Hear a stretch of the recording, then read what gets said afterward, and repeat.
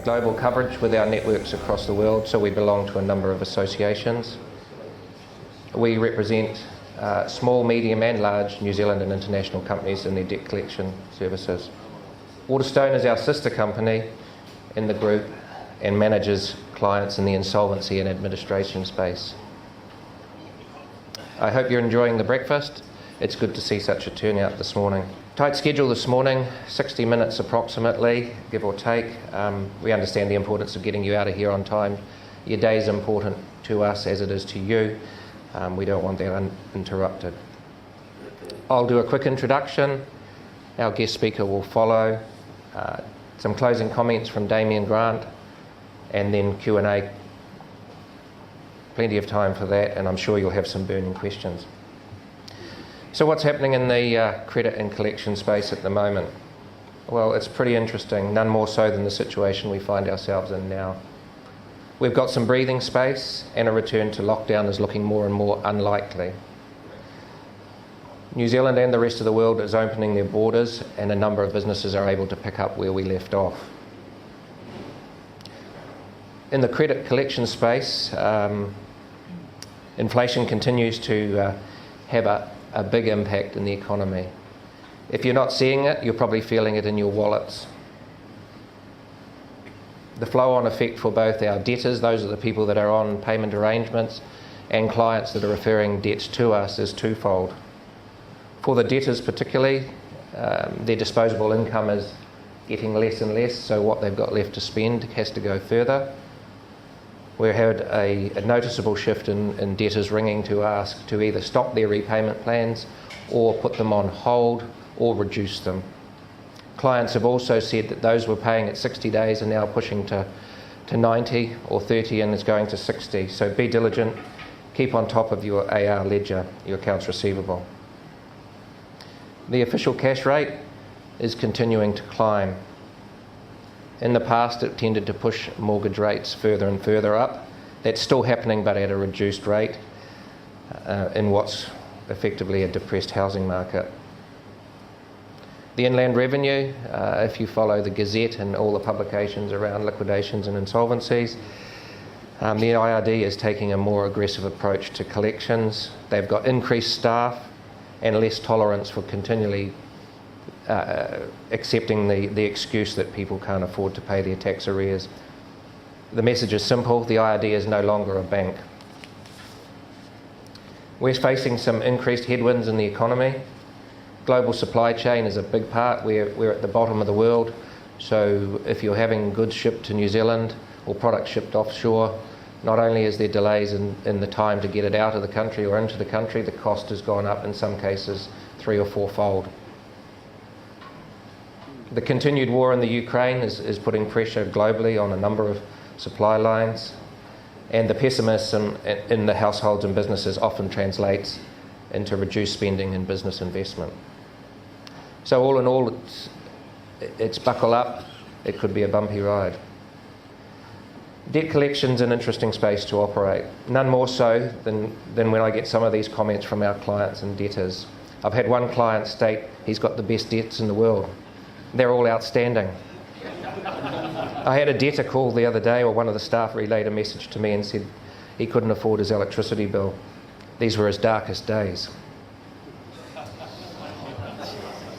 That said, one thing's for sure, the current government could continue to print money to keep the lights on, but they don't have a crystal ball to fix all the issues. And neither do we, but we do have Barry Soper. Barry came to the Parliamentary Gallery as a political editor in 1980. It's a long time ago.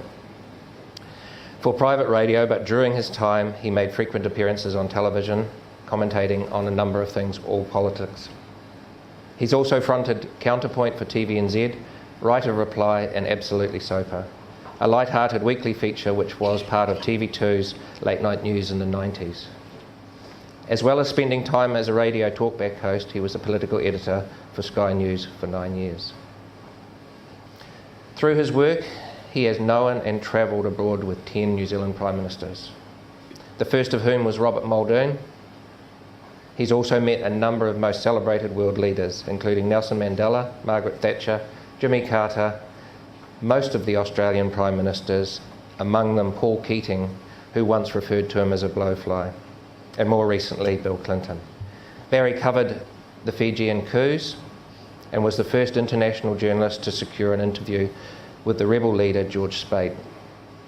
And he was also the first to be locked up in the Rabuka coup of '87. This morning we're going to hear from Barry around what the Prime Ministers from Muldoon to Ardern are like on a personal front and what we could expect to see from our current incumbent. Who knows, maybe he can share a little more on the Paul Keating comments. Ladies and gentlemen, let me please welcome Barry Soper to the stage. Thank you, Barry. You're bloody keen, aren't you, this time of the morning? It's interesting coming up here. I met this tall fellow and he introduced himself and said, Wayne Brown, and I thought, I know that name from somewhere, as I said to him. And as I was standing at the side there, Wayne won't have noticed that, and I Googled him, and I was right. I thought, that's the geezer that's standing for mayor. So good luck, Wayne. Once the bet goes, you never know. You know. And now that Leo's finally gone, I think it's not a bad thing. But this has been an incredible week in politics. And in the lead up to coming here, I thought, how the hell am I going to get away from Wellington? Because all hell broke loose, didn't it, really, with Gaurav Sharma deciding to have a go, not just at the Labor Party, but at the Prime Minister as well. And, you know, that's certainly, the Prime Minister won't acknowledge this, but it's damaging. It's certainly damaging for the Labor Party. And to me, the supreme irony in all of this was the very day that they sacked Gaurav Sharma from the Labor Party. Late in the day, and the timing's important, late in the day, Trevor Mallard announces that he's going to resign the following day, that's yesterday, as the Speaker at Parliament.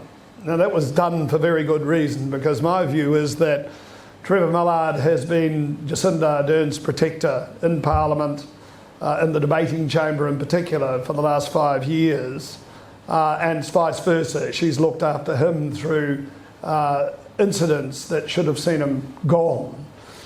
What it meant was that when he announced it, that he was resigning, it meant that yesterday there was no formal questions in Parliament, which meant that Jacinda Ardern couldn't be tested following the expulsion of Gaurav Sharma. And there was normally on a Wednesday a general debate, and the National Party were contemplating allowing Gaurav Sharma under parliamentary privilege to get up and have his say. He was prevented from doing that. But I'll tell you what, this bugger's shrewd, because in welcoming a new speaker, because the House adjourns once the speaker's elected, and announcing, when a speaker's announced, the leaders of all the political parties are able to get up and pay homage to the new man in the job, who many had never heard of before, Ardern Ruafe. A very nice man. I'm not sure whether he'll be a great speaker, but nevertheless he'll be better than the last incumbent. So Sharma decided that he would get up and welcome the new speaker right at the end of all the other leaders, and at the same time dropped a bombshell. Said that Trevor Mallard 2 weeks ago, he'd gone to him as the speaker, and don't forget the speaker's meant to be impartial as Parliament's man. Sheriff went to the speaker and inquired about possible legal representation to push his case for the way he's been treated in Parliament. Mallard told him, if you do that, your career's over. This is Parliament's man. And following the departure of Sharma from Mallard's office, he went straight to the Labor whips and said that this guy's laying a complaint against the Labor Party. Now Mallard, ironically again, was sitting alongside Gaurav Sharma in the House yesterday because as a former Speaker he's relegated to the farthest flung seat in the House, and it just so happens that he was sitting next to Sharma. And ironically again, that both men, Mallard was once the MP for Hamilton West, which is what Gareth Sharma is now. So a lot of ironies yesterday, and to me a lot of manipulation of the parliamentary system, and it was cynical. Mallard did it for a reason, and that was to protect his mate Jacinda Ardern, and he had every reason to think that regardless of what he'd done in office as Speaker, that he would remain in the job. And this may sound petty, but I go to the parliamentary gym and frequently observe Mallard with Jacinda Ardern's daughter in the swimming pool. And so he's a childminder in the morning for the Prime Minister. And no doubt she did not want that removed. And to me, he should have been removed at the time of the claim that he made that a person in the parliamentary precinct was a rapist. I went out to interview the person, and I found out within minutes who the person was because I'd been there long enough to know who to call, and knew this person would not be a rapist and that Mallard had made it up. Mallard heard that I was making inquiries. He summoned me to his office, and this man, don't forget, I'd known him ever since he entered Parliament, and in fact had spoken at his wedding. But as I've always said to young journalists at Parliament, you do your job without fear nor favour, and you offer no favours. Don't get too close to politicians, because if you do, you'll feel compromised if you've got to write a story about them. Mallard asked me not to do the story because he said you would re-traumatise the victim. And I said, no, Trevor, I'll traumatise you, and you know it.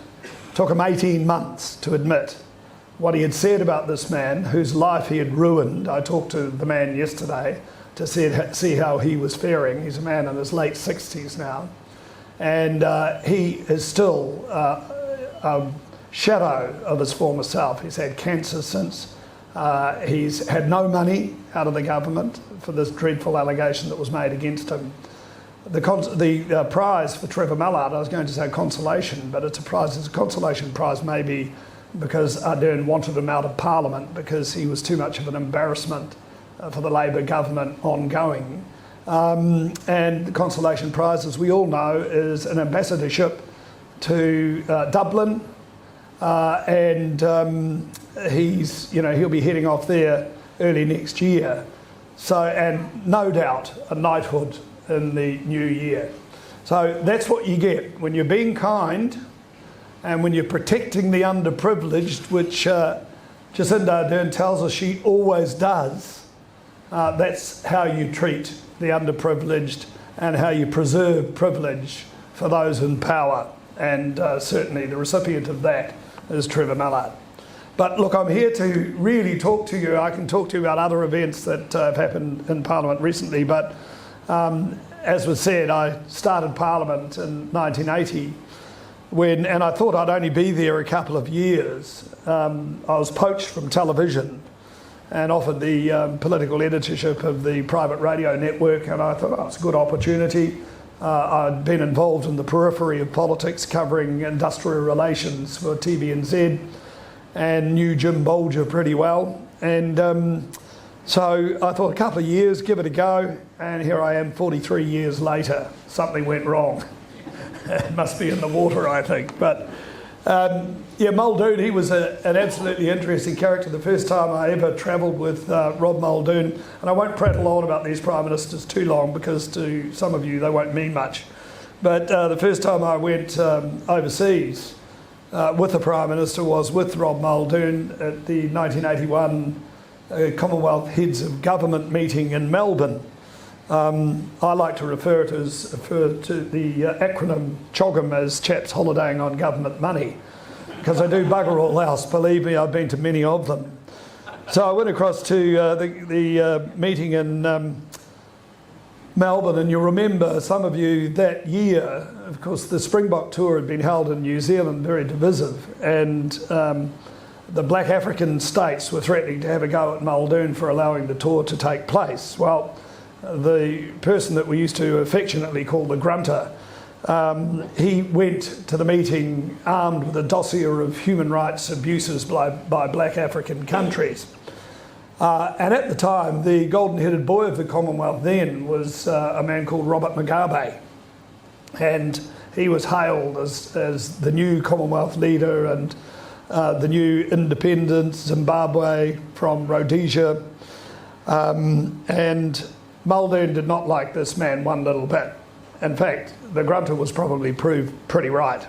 And he said, first statement he made that caused outrage at the meeting was, that man Mugabe, he used to shoot people in the jungle just a couple of weeks ago. And you can imagine at a diplomatic meeting, this went down like a lead balloon.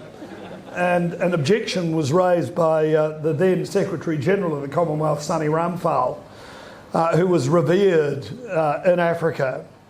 And we put it to Muldoon, who had had a few drinks that night. There were about five of us journalists travelling with him. And we always had a debrief in his room at the end of the day, and we were up there talking to him. And we told him about Sonny Ramphal's objection to what he had said, and he said, that man Ramphal should stick to keeping the minutes. So, it was off to a great start. But he went on to win the 1981 election, and it was all won on the back of the Springbok tour, I must say, because the more vehement he got about rugby and sport not mixing was the further south he got, because Southerners felt that the tour should most certainly have taken place and apartheid had nothing to do with it. The 1984 snap election was a sight to behold, and many of you will remember Muldoon's appearance on television. I call it the Schnaps election, because Muldoon was pissed to beat the band up at Government House on the night that he prorogued, they say, Parliament. And I was up there, I got there, I was one of two journalists that got up to Government House when we heard Muldoon was heading there, and we knew something was up. And all I saw for the next hour and a half was the Government House butler with a glass of scotch on a tray ferrying it into a room off the main foyer where Muldoon was slumbering away. By the time he got out, I stopped him on the stairs of Government House and talked to him. Well, he was totally incoherent. He couldn't string a word together. And the then Governor-General, David Beattie, decided he would take over the interview. I've got a photo holding the microphone, and you can see how drunk Muldoon is. And he took over the interview and bundled Muldoon into the LTD limousine, took him back to Parliament, where they attempted to sober him up. And the quote that you'll remember from that night was Muldoon saying that it doesn't leave my opponents much time in the run-up to the election. Well, believe me, that was a sober Muldoon compared to what he was a few hours before. So on the 81 election, I travelled around, 84 election, I travelled around with him. And on the Thursday night before the poll on the Saturday, I said to him, can I come up and interview you about the election as a wrap for the election? And Muldoon said, oh yes. He said, make it an hour after I finished speaking. It was here in Auckland that he wrapped up the campaign, and he stayed at a hotel that was then called the South Pacific Hotel down in Queen Street. And so I waited for the allotted hour after he'd finished speaking and went up to his room and was let in, and here he was in an armchair. His wisps of hair were hanging down the side of his head, his tie was undone. He was slumped in this armchair, and I noticed a bottle of red wine lying on its side at his feet. So being a reverential radio journalist, I went down genuflected and put up my microphone to Muldoon and said, have you won the election, Prime Minister? And Muldoon goes, I go, Prime Minister, radio, we need audio.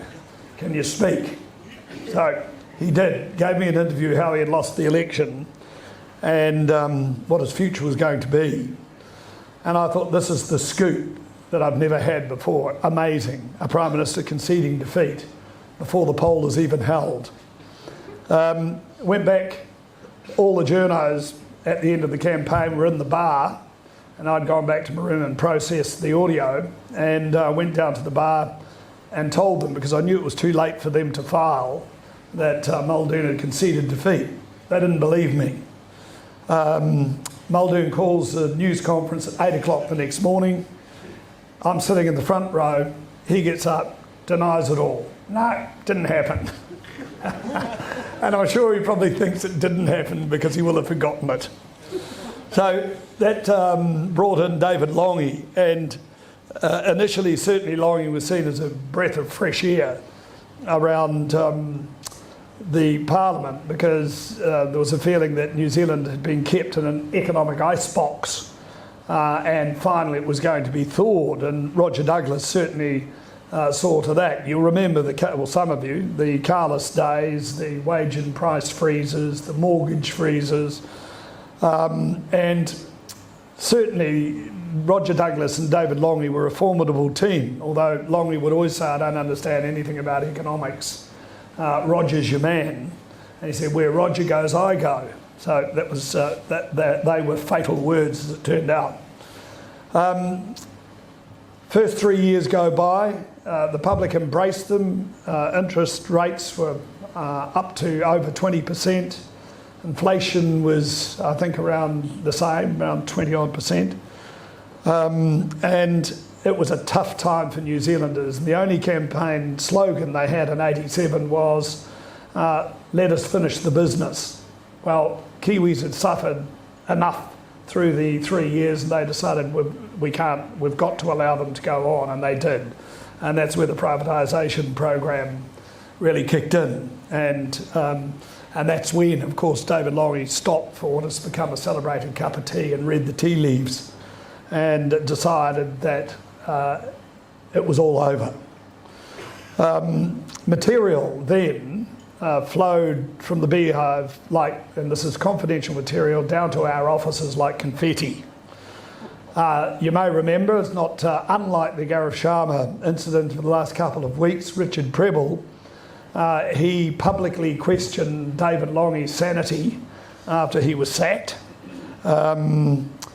Longy basically, he had lost interest and decided that he was going to quit and go on the back benches. And I had a mate who worked for me in those days, and unfortunately who's since passed away, and he was very sick at the time with cancer. And Longy, as you'll all know, was a person very quick with the one-liners. And he had gone to see this friend of mine at his home here in Auckland on the Sunday. And as a parting shot, he said to my friend, who was a journalist, of course, he said, oh, by the way, Fraser, I'm quitting tomorrow. And Fraser goes, oh, yeah, master, okay, see you. Off Longy went. And Fraser thought nothing more of it, because he thought it was one of Longy's jokes again. Well, on the Monday, everything started happening, and Fraser sat up in his bed and realised he wasn't being duped, Longy was being honest. But we know the real reason Longy quit as Prime Minister was his private life was becoming too much for him. And a mate of mine was sitting on a Saturday at his desk in Wellington for the Sunday Star Times. It was the Sunday Times then, I think it might have been. But he was sitting there, and suddenly he gets a telephone call, and it's from Naomi Longy, the unmistakable voice of Naomi. And she said, you know the real reason David's quit? And this mate, Fred, says to her, well, no, what is it? He's having an affair with a speechwriter. Well, that, you can imagine, it was a bombshell, made the media big time, but was too late. Longy had already decided. On the stage in the Beehive, you remember, Longy was handing over to Geoffrey Palmer the reins of the Prime Ministership, and Palmer was so effusive about David Longy. Longy looked at him and said, Geoffrey, I've changed my mind. But he hadn't. And that was typical of Longy, the one-liners. He was very, very clever. I travelled with him. One trip took 5 weeks through Africa, the black African frontline states, Then he decided he'd take the old Air Force plane up to New Delhi to see his old mate Rajiv Gandhi. And, it was a long trip. We were all waiting to get home. There were no cell phones in those days, so we had to dismantle phones in our room and put crocodile clips in to feed audio back to New Zealand. But it was great. Without a cell phone, you weren't expected to file all the time. So it was much more relaxing. But I remember the typical one line that Longy would issue was one reporter. He was on his way into caucus in the Beehive, and he calls out to Longy, he goes, Prime Minister, a word. And Longy looks at him and goes, wombat, and walked off. And that's what he was, So Geoffrey Palmer came in. Well, there's not a hell of a lot to say about Geoffrey other than, he was an academic. And when poor old Bill Rowling was trying to wrest the Prime Ministership from Rob Muldoon on 3 occasions, Geoffrey was his sidekick and wrote manifestos for the Labour Party. And one manifesto I remember receiving was 360 pages long. The only person that read it was National's Bill Birch. But, I guess Geoffrey Palmer's time as Prime Minister, and I was with him in Malaysia at another chap's holidaying on government money meeting, and he was mistaken for Canada's Brian Mulrooney, and I think he was quite flattered by that.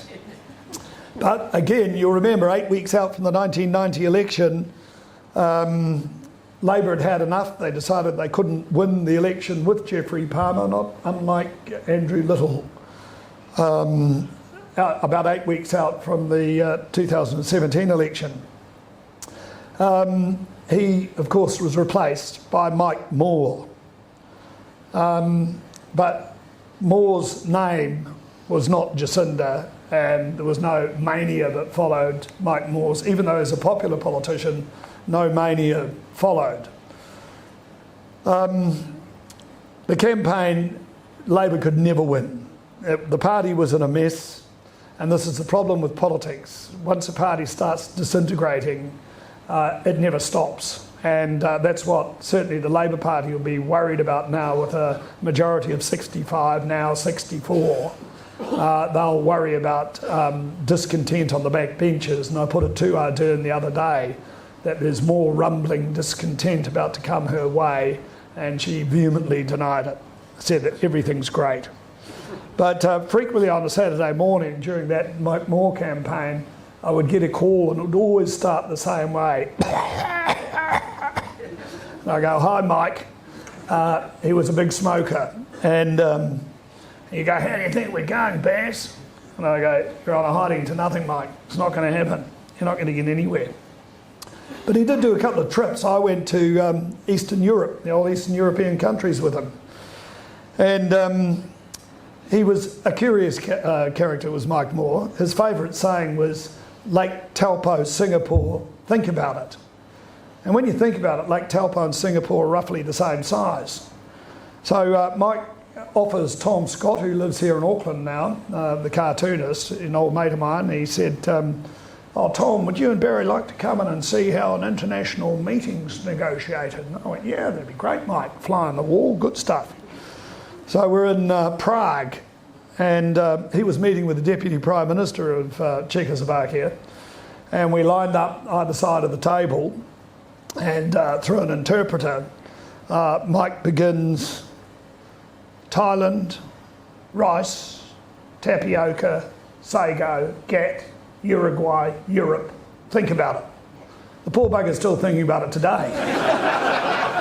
And, for me it was easy to interpret because, if you grew sago, rice or tapioca and you came from Thailand, if you wanted to export it to Europe, then think about the gat Uruguay round. Well, that's what he should have been saying, but Mike never spoke in that way. Mike often said that he wrote more books than Jim Bolger had ever read. But it didn't stop Bolger from beating him in 1990. It was a foregone conclusion. And you remember on the election night in 1990, some of you will, that Bolger said, bugger the pollsters. But he didn't win in a landslide. He won. He scraped through.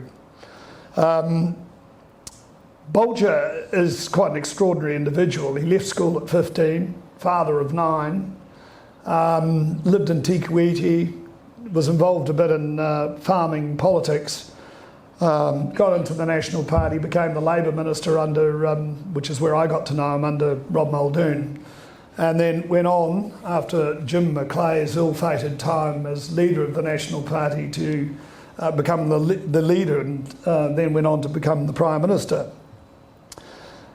His colleagues would say that main fault that Bolger had in government was to make decisions. Took so much time to make them.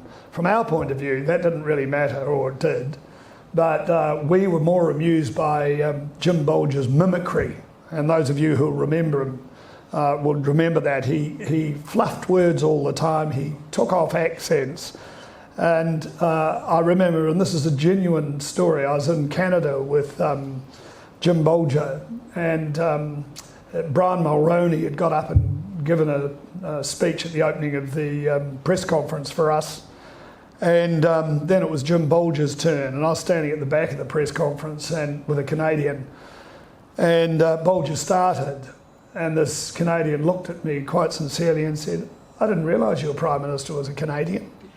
The accent was so strong. You can imagine what it was like when he met the Dalai Lama. There was total confusion. Not just from Bolger's point of view, but from the Dalai Lama's point of view as well. Bolger had great belief in himself. And you remember he once described Nelson Mandela as a terrorist. But I was in the early 90s in Harare with Jim Bolger, at yet another one of those chaps holidaying. And in those days, the leaders always had a cocktail function with journalists, which was great for us because we could go up and talk to whomever we liked. And so Bolger got bored by these things, mainly because not a lot of people wanted to talk to him. So he was sort of being ushered towards the exit door, and Bob Hawke was over the other side of the room being surrounded by people because he was so obnoxious, and journalists tend to like that sort of person. So Bolger was sort of making his way, and you always accompany your Prime Minister in case he trips up or drops a drink or, sort of something there. And he was getting towards the exit door, and the door burst open, and this black African comes in dressed in his jalaba, and he comes up to me and he says, "Are you with a Prime Minister?" And we, as journalists, don't like to say we're really with them. We're covering them, but we're not. But anyway, I said yes. And he said, "I've got a man I'd like him to meet." And in through the door came Nelson Mandela. And I went over to Bolger, Prime Minister Nelson Mandela. And of course, Nelson Mandela didn't know me from a bar of soap. But the first impression I had was this very firm hand on my shoulder, shoving me out of the way. It was Bob Hawke, who had cut a swathe through the cocktail crowd, clinking, smashing glasses, pushed me out of the way, and tried to secure a meeting with Mandela, who had not long been out of prison. Because he wasn't president then, he wasn't really even entitled to be at the cocktail function because he wasn't a leader. Fortunately, Bolger jumped the gun and got breakfast with Mandela the following morning. And that was fantastic because it gave us the opportunity as journalists travelling with him to meet Mandela. And he was always willing to talk, and the man wasn't a politician at that stage. And so we had a good time talking to Mandela and what he had been through. A few years later, when he was the president, again, more chaps were holidaying here. You'll remember we had, in the mid-90s, a Commonwealth Heads of Government meeting here in Auckland. And Mandela was the president, so I thought, it was the 125th anniversary of the Parliamentary Press Gallery, and I thought, who better to speak to us than Nelson Mandela? So I went through the ANC rather than going through Foreign Affairs because I knew they would thwart our attempts to commandeer probably the most renowned man in the world at that time. And I had the letter acknowledged to the ANC in Pretoria, and it was about 6 weeks out from the dinner that we held. And my colleagues were panicking, saying he won't come. I said he will come. I'll guarantee he'll come, because he spoke to me in Harare about how much he liked the media and how the media was really covered the Springbok tour so well and what have you. So I was on my way to a Reuters charity golf classic up at Wairaki, and I was in McDonald's, dare I say it, getting a hamburger. And the phone goes, and it's a guy who was later to become an MP, who was worked at Foreign Affairs, and he said to me, Barry, it looks as though I've got this strange request from the President's office in Pretoria. Mandela says he'll speak at your dinner. And I went, oh, that's interesting, John. I said, look, I'm a bit busy now. I'll give you a ring back when I get back to Wellington on Monday. Got off the phone, you can imagine, fist pumped in McDonald's, and they looked at me rather strangely. But when I did get back, I used to in those days interview Jim Bolger every Wednesday, and I was up in his office, and we'd had it confirmed that Mandela indeed was going to speak at our dinner. And so I said to Jim at the end of the interview, I said, Jim, it looks as though we've got him for our dinner. And Jim puffed his chest out and said, Barry, I'd like to talk to you about that. Come down on my private lift. I'm going back to the house. So I jumped in the lift with him, and Jim said, Barry, I think it would take somebody of my stature to introduce Nelson Mandela on the night of the dinner. And I went to him, being a bit of a smart ass, I went to him, well, Jim, I said, I work to a committee, you work to a committee, I'll let you know. So I made him sweat for about 3 days. He remonstrated with me, but I made him sweat. And I rang him up and said, Jim, look, we've considered your request to speak at the dinner and introduce Nelson Mandela. I said, we've decided, no, it's not going to be you. Well, you can imagine the invective that flowed. And I had to stop him and said, Jim, before you get too carried away, I said, we do have a speaking slot for you. And Jim said, well, he calmed down at that stage. Oh, good. I said, yes. I said, we've decided that you can pass a vote of thanks to the media, along with Helen Clark. He did. He was so desperate to be seen to have a speaking role. But it was a great dinner. I sat with Mandela for 3.5 hours, and we were told before he came to the dinner that he doesn't drink wine, and he was enjoying himself so much that he was offered a wine, and they said, what would you like, Mr. President? And he said, I would like a sweet wine. Well, New Zealand is not known for our sweet wines. So the organiser had to rush out across the restaurant across the road and bring in some Riesling for Mandela, and he really enjoyed it. And reports got back to us that was his favourite night in New Zealand, because everybody's so natural. And journos are smart asses, and they ask questions that maybe some others wouldn't ask. So it was a great dinner, and I had the privilege to go to Mandela's inauguration with Jim Bolger in Pretoria, and we inadvertently got into a lunch that we shouldn't have been at. Bolger's press secretary happened to speak Afrikaans. She was a South African woman, and they thought that we were part of the official delegation. Well, we got in there, and I've got a photograph of me with Hillary Clinton, because when we got in there, I saw her and thought, hello, could do an interview here with old Hillary. So I said to one of her press people, look, I'm from New Zealand, we'd like to interview Mrs. Clinton, because Bill couldn't make it to the inauguration. So she said to me, well, Al Gore's the leader of the delegation, and he's the vice president. And I went, yeah, I know, but look, to be perfectly honest, Al Gore's not really well known in New Zealand, but Hillary is. well, flatter a politician, you'll get anything you want. So we got the interview with Hillary Clinton.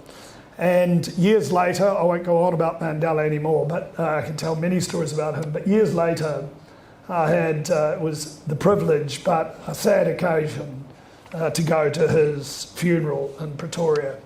And I was sitting in the stadium with in the black area of the stadium.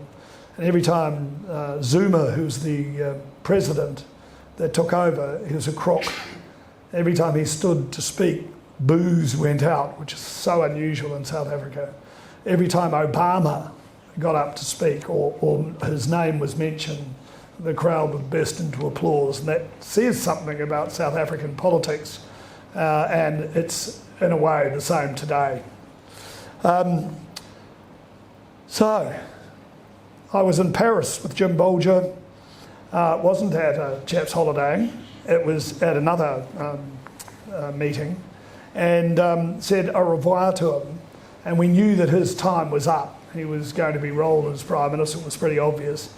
And but I thought it would be the next year, so I made plans to go and see some mates that I have in Germany, and left them in Paris. We had a good dinner out, and got a call in the middle of the night to say the numbers were being done.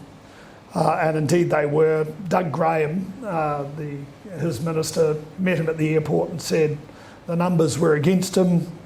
The coup certainly destabilised the National Party, and it never recovered. But little happened during Jenny Shipley's tenure. I went to Japan with her and to a few other countries, Singapore.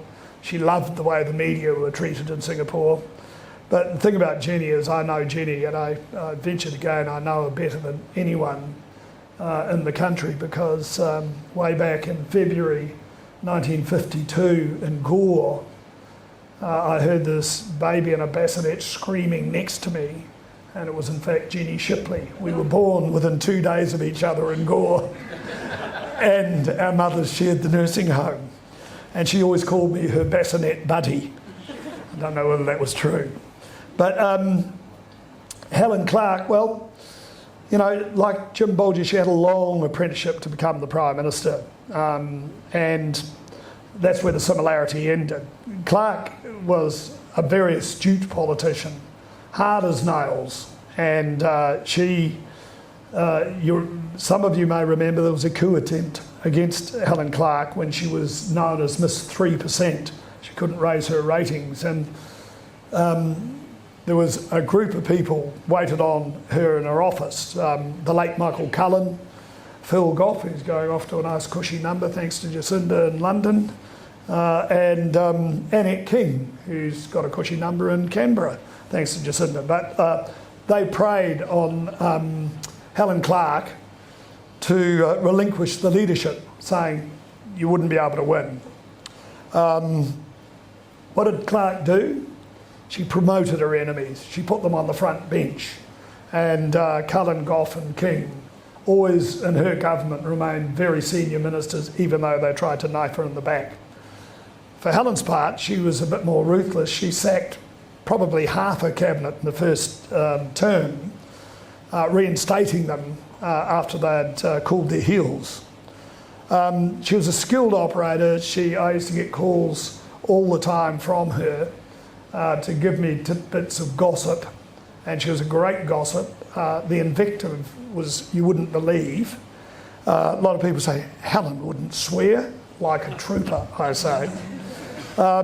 She was a great one for floating ideas, testing the water, and she would put an idea out there in my mind. Before I ever ran it, I'd go and check the veracity of it, but normally she operated in a very shrewd way as Prime Minister. You remember in 2005, she came from within a hair's breadth of losing the election to Don Brash, and that was after his Orewa speech as the National Party leader. And it certainly struck a chord with electors. Treat everyone the same. Everyone's the same in New Zealand. So the gap between, in 2005, between Labour and National at the election was 1%.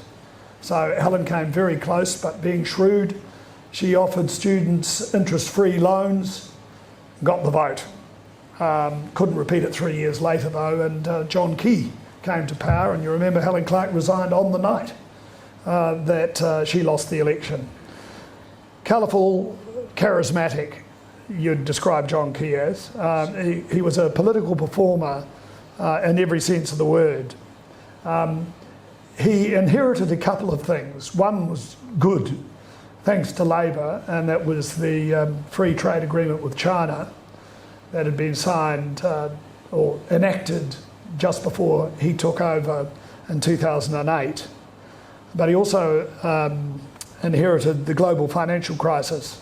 With the banking background that he had, he was in a pretty good position to weather his way through it. But like this government, borrowed pretty heavily, but seemed to be, unlike this government, a bit more under control. He loved being self-deprecating. Remember the derpies with students, the sashaying up catwalks, falling off stages, breaking an arm. He loved a good night out.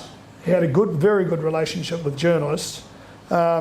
He loved to party. We go, when we travel with Prime Ministers, on the Air Force 757, loved to party on the plane, and would always land in New Zealand in the dead of night, along with the rest of us, fairly bleary-eyed. He certainly liked to be liked, and I remember writing a column about Key and the fact that he does like to be liked, and it had more hits on the Herald website than any other column. Ponytail incident, not good. I was travelling with him when that happened overseas, and said to him, for God's sake, what were you thinking? And he thought this young waitress liked it. And I said, I said, John, you're the Prime Minister. You don't pull young women's ponytails. And his wife was always with him, but, you know, so there was nothing sort of terribly untoward. He was just goofy doing it. So public enthusiasm for him was pretty consistent, and suddenly in 2016, out of the blue, John Key resigns. Didn't surprise some of us. He looked at the polls. Third-term governments always trail off a bit, and that was the case with the National Party. So in came Bill English. And Bill had been a superb deputy leader and deputy prime minister, and pretty adept finance minister. But Bill always found it hard to be heard above the noise. He never really set the world alight, and that's what a key deputy does. It remains in the background. So it was a pretty uneventful time at the top for Bill English. But like me, they say that you can take the boy out of Southland, but you can't take the Southland out of the boy. And Bill from Dipton was always a true Southlander. He and I used to organise Southland expat parties in Wellington. About 400 people used to turn up to them. We'd eat oysters and make merry and talk about the Deep South. But how could you ever compete against John Key? Well, Jacinda Ardern would have and did against Bill English. Ardern told us that she'd never wanted to become Prime Minister. Her rise through the Labor ranks in her later years in Parliament was nothing short of meteoric. She had 9 years before becoming Prime Minister in Parliament, and those of us who worked there didn't know her. So she didn't make any inroads really as a backbench MP. Helen Clark's Mount Albert seat, you remember Ian Shearer resigned from that, and it gave her the platform. And for some unknown reason, Annette King decided that she should resign as deputy leader and allowed Jacinda Ardern to step up to the mark. But as we know, Annette King was pretty well rewarded. Andrew Little stepped aside as leader, and they'd have us believe it was very quickly, on his way in from the airport, decided he couldn't do it anymore. It was more to that. But Jacinda Mania was certainly born. And even Winston Peters got carried away with it. And we know under MMP, always since 1996, since it came in, the party that won the most votes, would always be the party that would go on to govern, usually chosen by Winston Peters. But such was the hatred that Winston had of Bill English and in particular Paula Bennett that there was no way, and I never ever said he would go with the National Party. And I remember saying on air, get used to the title Prime Minister Jacinda Ardern. People thought I was mad. But she's an interesting character, Jacinda Ardern. She doesn't have much of a relationship with the media, despite what some people may think. Every other Prime Minister that I've covered would have, and this is not because we want free drinks, it's because you've got to get to know the people that you're dealing with a bit more than simply just asking them questions. Every Prime Minister, 2 to 3 times a year, would have the press gallery up to the 9th floor in the Beehive for drinks. And not long drinks, an hour and a half, and just so that the younger ones in particular could talk with the Prime Minister. Ardern, she did it once. In her 5 years, she's done it once, and that was in her first 3 months in office. When she became Prime Minister, she must have pinched herself, and I remember asking her when she was anointed by Winston whether she could learn something from Winston Peters. Social media went crazy, called me a sexist, a misogynist. I still think she could learn a hell of a lot about politics from Winston Peters. They've certainly fallen out. Her popularity, in my view, Jacinda Ardern, is the mosque shooting, tragic as it was, absolutely appalling. She made a speech that I would believe that most Prime Ministers, if they were in office, would have made. She wore the hijab, and that, to me, indicates the subjugation of women. And I pointed that out in a column after she had worn it, and she never wore it again, fortunately. But, you know, she was deified around the world, and her image was even in the High Tower in Dubai. The international celebrity she has, I've travelled with her throughout her prime ministership, is extraordinary. Everybody wants to talk to her, everybody wants to interview her, and people are dumbfounded. Some people in New Zealand are saying, why is that? Well, because she's a really unusual person to be a Prime Minister. She's young, she's not unattractive, she's had a child in office.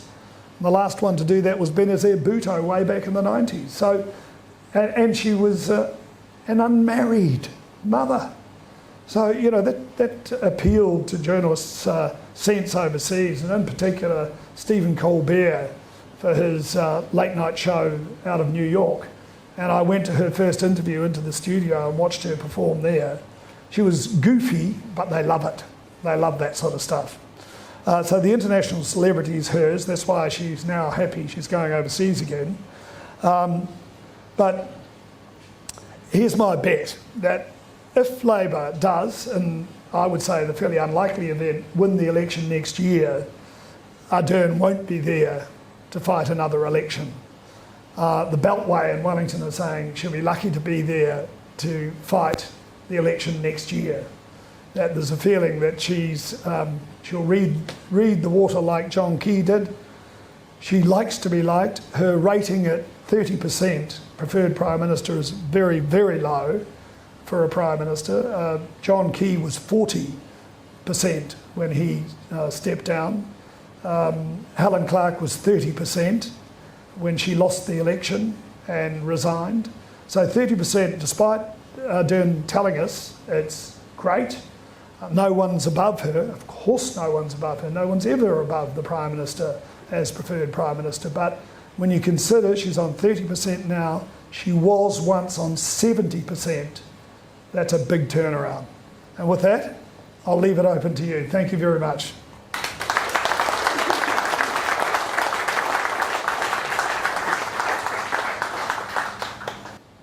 I'm interested in the bullying allegations in Parliament. How much do you think that these, and what can you talk about in terms of culture and Parliament? Well, I think the biggest bully of them all has resigned and he's about to go. And he was the person that called in Debbie Francis to do a report on the place. I mean, it's all window dressing in my view. The workplace in Parliament is an unusual one when you consider that 120 people, or mostly 120 people, come to Wellington every week. They're away from their families, some of them flat, like the old days. And it's an unusual environment, and there is a power imbalance always. Politicians in their own communities seem to see themselves on some sort of pedestal, and when they get into Parliament, they're part of the great big melting pot. And I think that creates something of a culture of them and us when it's politicians and staff. But look, I read the Debbie Francis report and I thought it was a load of crap. It was a clickbait report. It talked about things like a politician's arm lingering on mine for a little too long. Why put that in a report? There were all sorts of claims like that, spurious claims, and they said there were 14 serious sexual assaults. Well, not one complaint was made to the police. They were made in confidence. The person that complained about the person that I went to interview, the staff member, she waited 2 years before she laid a complaint against him. He was a colleague of hers, cuddled her from behind. I saw the report that hasn't been released by Parliamentary Services because they never are, because they're not subject to the Official Information Act, so we can't see them. I saw it. And I saw them say there was nothing to answer here, and yet Trevor Mallard went on and labelled him a rapist, and he was drummed out of Parliament. Now, that to me is absolute bullying. And Gaurav Sharma, whether he's the bully or they are the bully, why not have an inquiry so that we know, because it's at the moment all innuendo. They've said, he said. Let's decide who's saying what and what's true. All right, Bruce, we've piqued your interest. Yes, you have. Having witnessed so many prime ministers and so many styles of leadership and so many... I know what you're going to ask. ...motivations. No, I'm not going to ask you which is the best. Good. Because I think you like them all in their own way. Yeah, true. Have you spotted over time a change in the way people lead and their motivations for being there? During their period as Prime Minister? Just a general trend over 40 years. I see. I imagine they all, near the end of their term, travel the usual journey from excitement to despondency. Yep. But just the general trend of the motivations and style of leadership. Yeah. Well, you know, I've always said the day that they're voted into office is the start of the days that they're going to be voted out of office. Because, you know, there's nothing more sure than in politics you can either leave or the electorate have had enough of you. And most of them read the tea leaves and they know that their time is up. And there's, you know, with all new governments, and I certainly, when Jacinda Ardern became the Prime Minister, was quite enthusiastic, thinking, you know, this is great. A young, liberal country like New Zealand, young female Prime Minister, what better? It's fantastic. It'll make us look good around the world. But unfortunately, politics tends to sour, and it sours with what they do with the power once they get into office. Things do change, and you know, when I consider the time when I came in there, it was old Rob Muldoon and his band of weary men, and they all had their old RSA badges on. The Grand Hall, those of you who have been to Parliament will know the Grand Hall at Parliament, that was filled with 8 full-size billiard tables. The public weren't allowed in there, everybody smoked. So that was off limits to the public. Now it's a magnificent meeting hall. In fact, I got married there. Well, I had my wedding breakfast there. But which time? The last time. Thanks, Damien. Yeah, so it's a totally different. The whole nature of politics changes. I mean, Muldoon used to say he believed that nobody should come into Parliament before they were 40. And there's probably some sense in that, because we get politicians into the place that are so young, that have done nothing in their lives, and they end up like this lot in government. I mean, you know, when you look at the Labour Party, I've never seen a government like it when you consider what their backgrounds were. You've got Jacinda Ardern and Grant Robertson, two political apparatchiks from way back. They were in Helen Clark's office as officials. So they've life experience as politics. You've got, and I've got nothing against trade unionists. I was one when I was a young journalist. So you've got trade unionists, Andrew Little, Chris Hipkins, Michael Wood, you name them. Then you've got academics. And if you look at the makeup of this parliament, and this is the change that you were sort of talking about, that, you know, you would never have that sort of government a couple of decades ago, because people were more experienced when they came into the place. And I think in a way politics has suffered a lot, because you don't have that, to me, a requisite experience for a good, sound government is business. If you don't have a good business government, the economy suffers. All right. Barry? Thank you. Thank you, sir. A round of applause to Barry.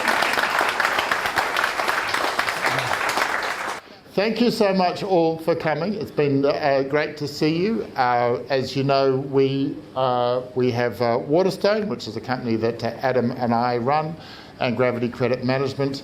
Gravity Credit is always looking for work, so if you have an accounts receivable ledger, if there's people out there who owe you money, that money is in their pocket and it should be in yours. So get in touch with Gravity, 0800 Gravity, call Andrew. We'd love to hear from you, because we're very good at collecting debt and good at putting on presentations. Thank you so much for coming, and we'll see you again shortly.